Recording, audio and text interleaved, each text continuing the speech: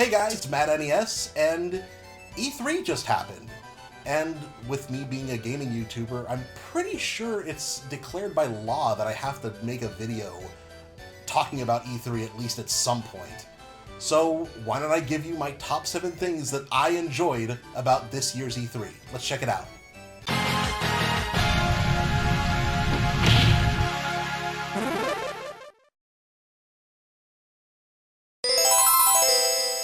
Hey guys, remember when Konami used to not be a gigantic dumpster fire of a company?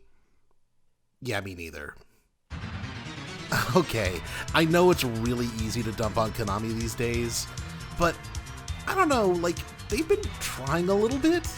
I mean, we did get Super Bomberman R 2 years ago, and heck, it hasn't been that long since gamers have been saying the same kinds of things about Capcom, and look at how they've been turning things around as of late. So, who's to say that the same thing couldn't happen for Konami? Enter Contra Rogue Core. I was actually genuinely surprised when this was announced at Nintendo's E3 Direct. A brand new Contra game? And it's in that same isometric style like Neo Contra on the PlayStation 2? This game could actually have some potential. Although I don't think the fanbase really shares my enthusiasm. And that's kind of putting it lightly. The most common response that I usually see about this game online is, "Oh my god, this game is so cheesy, it's got a panda in it!" And my response to that is, do you all seriously think Contra's not cheesy? Contra 3 had you shooting a giant alien turtle in the kneecaps in the first goddamn level. Don't even come at me and tell me that Contra's not cheesy. I guess the only thing I'm really trying to say here is, maybe we should just wait for the game to be released and have a couple reviews come out before we completely shit all over this game. Until then, I think I want to lean more on the side of cautious optimism. I think this could be a good game. Maybe. So, I got a little bit of a confession to make. I'm not the biggest Luigi's Mansion fan. I enjoyed the first game enough. I played through it a couple times. It's not one of my favorite games, but it's fine. And while the second game definitely did get rid of some of the jank that was in the original game, I never really got into the game's mission-based structure. One of my favorite parts was exploring the mansion, and you can't really do that in Dark Moon. And then finally, when Luigi's Mansion 3 was revealed earlier this year, I was really feeling lukewarm on it. However, I found my attitude towards the game changing when I was watching the E3 trailer. You have a giant hotel to explore, just like the original games. Portrait ghosts are back. There's going to be co-op multiplayer and competitive multiplayer. It's like the best aspects of both games in one package. You did it, Nintendo. You got me to be excited about a Luigi's Mansion game. I don't know how, but you did it. I guess come October, I'm gonna be picking this game up day one. Oh, by the way, shoutouts to my new favorite character, Luigi. The Sega Saturn. This is a system I actually don't really care for. Even nowadays, as a collector, the system really doesn't do a whole lot for me. I mean, it doesn't really help the fact that the system is so damn expensive to collect for. And to top everything off, all the games that are exclusive to Saturn are either games that I only have a fleeting interest in, or really no interest in at all. Well, maybe except for one series. And then bam, there it is at Nintendo's E3 press conference. An HD remake of the very first Panzer Dragoon game. It's an incredibly stylized on-rail shooter. Think Star Fox, but on fucking dragons! I'm already excited for the prospect of being able to play this game for the first time in HD. But what's got me even more excited than that is what could come in the future. If this game sells well enough, does that mean we'll eventually get an HD remake of Panzer Dragoon Saga? Alright, no, stop. Pump the brakes. One step at a time. This is already an incredible announcement. Let's take our time with this one. But seriously guys, please support this game so I can keep my dream alive of being able to play Panzer Dragoon Saga. I mean, without having to drop a $1,000 bill on it. Limited Run Games strikes again. By now, you guys know my love for physical video games and my admiration for Limited Run.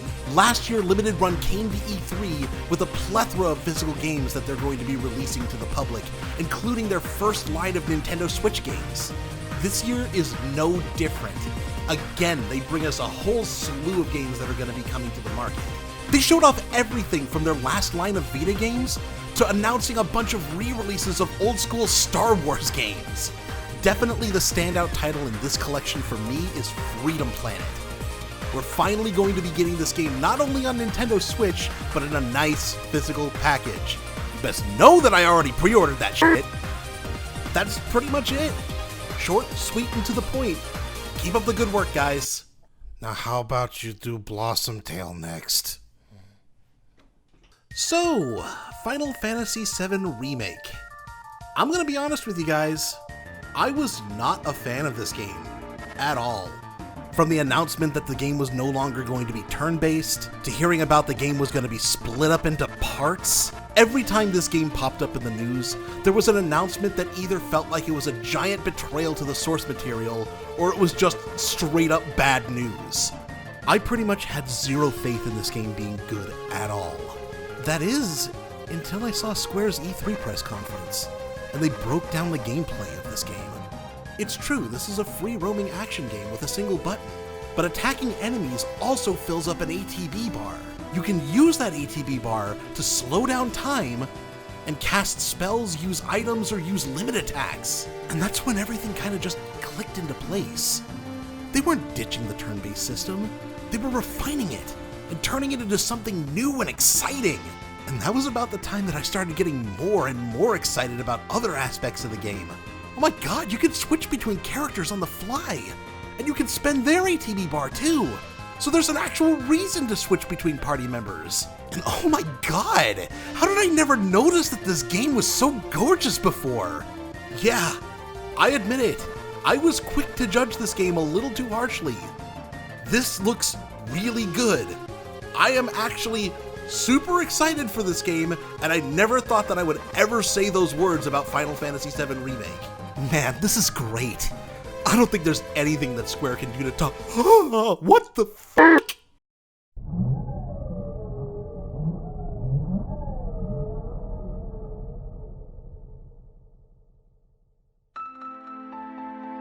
Is this real? It's like I'm reliving Square's heyday. First a competently well-done version of Final Fantasy VII Remake, and now this? A brand new Mana game? Well, technically it's not brand new, it's actually a game that we never got here, but it's a remake of a game that we never got here. It's new to me! I know that I shouldn't have that high of hopes for this game, especially how the Secret of Mana remake turned out. But already, Trials of Mana is looking so much better than that. I know this may not be the popular opinion, but this is my game of E3. Definitely the biggest surprise out of anything else that was shown this year. But I still have one more thing, and this is my game of E3, so what could the last thing possibly be? Alright boys, we did it! The dream is real! Banjo Kazooie is a playable character in Super Smash Bros. Alright, yes, we did it everyone. I don't care if this isn't a full-on game announcement and this is just DLC, but this is too hype of an announcement for this not to be my number one. Banjo Kazooie! How is this possible? How did we get here? So yeah, Banjo Kazooie and Smash is my number one thing at E3. And because the Baron Bird managed to somehow make its way into Smash, I don't ever want to hear the following conversation ever take place ever again. Oh, so-and-so character can't make it into Smash because X reason. I think that it proves at this point that anything can happen. Except for Goku. Goku's not making it in, guys. So yeah, that's my thoughts on this year's E3. A couple surprising things happened this year. You know, there's some other things that I was excited for that are a little underwhelming, but, you know, it is what it is. This year's E3 I kind of felt like was a little lacking in some ways, and I kind of feel like Nintendo came swooping in and saving the day.